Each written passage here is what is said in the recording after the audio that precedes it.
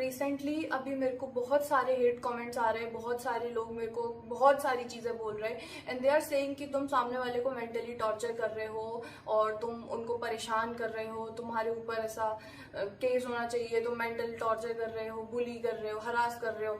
तो देखो, इस चीज के लिए एक बार मेरी साइड से देखा जाए तो मैं ना ही किसी के बारे में बात कर रही हूँ, ना मैं मेरे व्लॉग्स में किसी का नाम ले रही हूँ, ना किसी के बारे में बात कर रही है, याद कर रही हूँ उनको, कुछ भी नहीं कर रही मैं, ना ही मतलब बात भी नहीं, मतलब एक बार जिक्र करना होता है ना, मैं वो भी नहीं कर रही कि अगर किसी को लगे कि मैं जिक्र करके उनका परेशान कर रही हूँ उनको, तो मैं वो भी चीज नहीं कर रही। और सामने से मेरे को थर्ड पर्सन, दूसरे का खून, नागिन, पता नहीं क्या क्या चीजें बोली, मतलब सामने वाले के मुंह में जब जो आए मन में तब वो चीज बोल दिया, जब मन करे तब बद्दुआ दे दो, तब गाली दे दो, तब कुछ भी कर दो। सामने वालों के मन में जो भी आए वो तब मेरे को कुछ भी कर रहे हैं।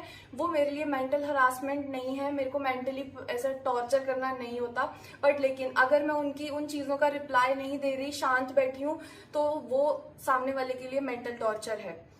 आप लोग यही कहना चाहते हो क्या कि मतलब तुम रिप्लाई ना देके सामने वाले को सेटिस्फेक्शन नहीं दे रहे हो?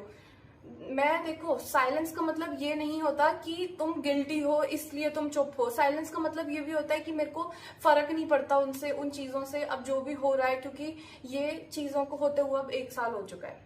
मेरे को इन चीजों की, अब सच बताऊं तो, एक आदत सी हो गई है कि तो फिर मैं छोड़ देती हूँ कि यार क्या ही करना। जब देखो आपके हाथ में कोई चीज कंट्रोल में नहीं है तो आप उसको कंट्रोल कर भी नहीं सकते हो, है ना। जो चीजें आपके कंट्रोल में है वो है आपका बिहेवियर, आपका मेंटल पीस, कि आप उसको कैसे प्रोटेक्ट करते हो। तो मेरे लिए यही होता है कि कोई प्रॉब्लम आती है तो मैं उसको इग्नोर करती हूँ, ठीक है जो हुआ सो हो गया।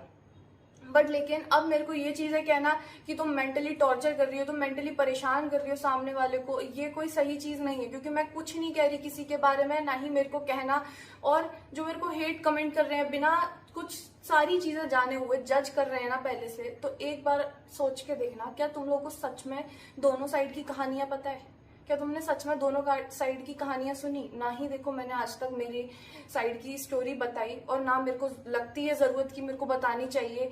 क्योंकि देखो, अपने आप चीजें सब थोड़ी बहुत सामने आई, वो चीजें थोड़ी बहुत जो सामने आई उससे अपने आप ही सामने वाले को थोड़ा सा पता नहीं परेशानी हो गई। बल्कि मैंने कुछ नहीं बोला किसी के बारे में, ना ही मैंने कुछ बोला। और देखो, अगर मैंने पास्ट में बोला था वो मेरी गलती, उसको मैं एक्सेप्ट करती हूँ, मैं सॉरी बोल रही हूँ कि मैं भी एक इंसान हूँ, मेरे को भी गुस्सा आता है। जब आपने कुछ नहीं किया उसके बाद भी आपको इतने सारे लोग मतलब गाली दे रहे हैं, बदुआ दे रहे हैं, कुछ भी मतलब बोले जा रहे हैं जो उनके मन में आ रहा है, तब आपको भी तो एक टाइम पे लगता है ना यार कि मैंने क्या किया और मैंने मेरी चीज अभी तक रखी।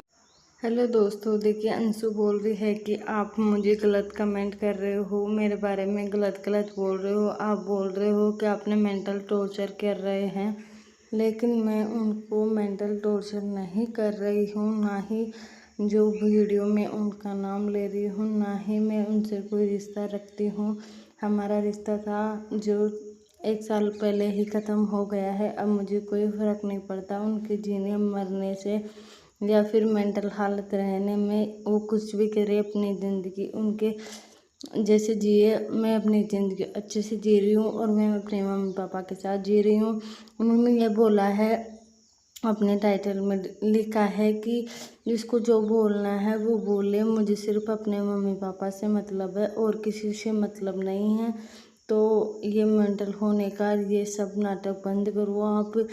आप सिर्फ ये रो रो कर दिखावा करती है। यहाँ तक कि उन्होंने बोला है कि जो उनके अंकल जी हैं उनसे बुलवा दिया है कि आप आओ चाहे मत आओ, मेरी अंशु मेरे पास रहेगी, मुझे उससे कोई मतलब नहीं है। कोई आए चाहे नहीं आए, कोई बात करे या नहीं करे, यहाँ क्यों आई थी, किसने बुलाया था, यहाँ तक कि ये भी जो अंकल जी ने उन्हें साफ बोल दिया है। तो उसके बाद में ही ये मेंटल टॉर्चर वाली बात हुई है। और जो फ्लिपी ने अपने बाल काट लिए हैं, उसके बाद में बाल काटने से पहले भी थोड़ा इमोशनल ब्लॉक था, लेकिन उसमें छुपाने की कोशिश की गई थी कि आखिरकार वो उदास है। लेकिन अब जो रोना था रो लिया। अब उनके अच्छे अच्छे ब्लॉग देखने को मिल रहे हैं। और छोटी जीजी का अभी तक कोई ब्लॉग नहीं आ रहा है। और पड़ोसी ने तो बोला था कि मैं आपका साथ दूंगा, उसके बाद में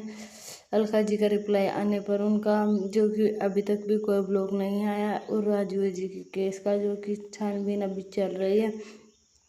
अलका जी 2 पड़ाव पार कर चुकी है, लेकिन टाइम लग रहा है क्योंकि उनकी फैमिली उनके साथ नहीं है, उनका साथ नहीं दे रही है बिल्कुल, और साथ नहीं देने से कठिनाई हो रही है केस को जो कि एक एक करके चीज़ों को जानने में। दोस्तों, अगर मेरा वीडियो आपको पसंद आए तो प्लीज़ लाइक